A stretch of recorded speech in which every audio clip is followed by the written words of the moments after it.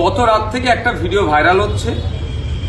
সেই ভিডিওটাকে দেখিয়ে বলা হচ্ছে যাদবপুর এপিসি কলেজে 148 ভাঙড় বিধানসভা ইভিএম মেশিন নাকি পরিবর্তন করে দেওয়া হচ্ছে, সেখান থেকে সরিয়ে দেওয়া হচ্ছে, এই ধরনের কিছু লিখে ভাইরাল হচ্ছে। আমি সাধারণ মানুষের উদ্দেশ্যে বলবো, আপনারা আতঙ্কিত হবেন না, আমরা আছি, আমরা খামারকে পাহারা দিচ্ছি। ভাঙড়ের মানুষকে বলবো, আপনাদের ভয় পাওয়ার কিছু জায়গা নাই, নিশ্চিন্ত থাকুন। আপনাদের যেমন নির্বিঘ্নে ভোট দেওয়ার ব্যবস্থা করা হয়েছে, আপনারা নির্বিঘ্নে ভোট দিয়েছেন, ইভিএম মেশিনের 5 নম্বর বোতামটিকে খামছেন। আমি অনেক আগে বলেছিলাম যে আমাদের নেতৃত্বরা আছে, অঞ্চলের নেতৃত্বরা আছে, বিধানসভা নেতৃত্বরা আছেন, তারা খামারটা পাহারা দেবে। এখনো আমি যাদবপুরে আছি, এপিসি কলেজে আছি, প্রতিনিয়ত আমি থাকছি, আমাদের নেতৃত্বরা থাকছে, তারা সজাগ পাহারা দিচ্ছে।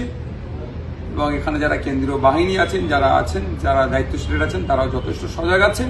সুতরাং ওই ভিডিওটি যাদবপুরের এপিসি কলেজের সাথে কোনো সম্পর্কিত নয়, কোনো সম্পর্ক নয়। বিশেষ করে ভাঙড় বিধানসভার যেখানে ইভিএম মেশিন আছে, ওই জায়গারও একটা ভিডিও নয়। বিভ্রান্ত হবেন না। এই ভিডিও দেখিয়ে হয়তো তৃণমূলের বন্ধুরা কিছু মানুষকে বিভ্রান্ত করতে পারে। আমরা যতটুকু খবর পাচ্ছি, নাকি কোনো এক রাজনৈতিক দলের এজেন্ট হতে চাইছে না, কাউন্টিং এজেন্ট হতে আসতে চাইছে না, তাদের মনোবলকে বাড়ানোর জন্য এই ধরনের গল্প থাকতে পারে। আমি সাধারণ মানুষের উদ্দেশ্যে বলবো যে কোথায় কি হচ্ছে এই মুহূর্তে বলা মুশকিল, তবে প্রত্যেককে বলবো যারা কন্টেস্ট করেছেন, যেমন আমাদের 30টা সহ বামেদের যে সিটগুলো আছে, আমাদের প্রত্যেককে আমরা আমাদের কাউন্টিং সেন্টারে ইভিএম মেশিন আমরা যেমন পাহারা দিচ্ছি, প্রত্যেককে পাহারা দিই। কোনো মতেই একটা জনগণের ভোট না লুট হয়। এবং আগামী 4 তারিখ ভাঙড় সহ রাজ্যের দিকে দিকে বাম আইএসএফের শক্তির ব্যাপক উত্থান হবে, সেটা খাতায় কলমে মিলিয়ে নেবেন।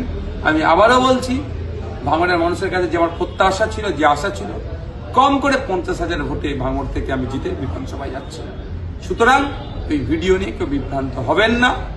আপনারা যে ভোট দিয়েছেন, সেই ভোটকে খেতে আপনারা ফলিয়ে দিচ্ছেন, খামারটার রক্ষার দায়িত্ব আমরা নিচ্ছি।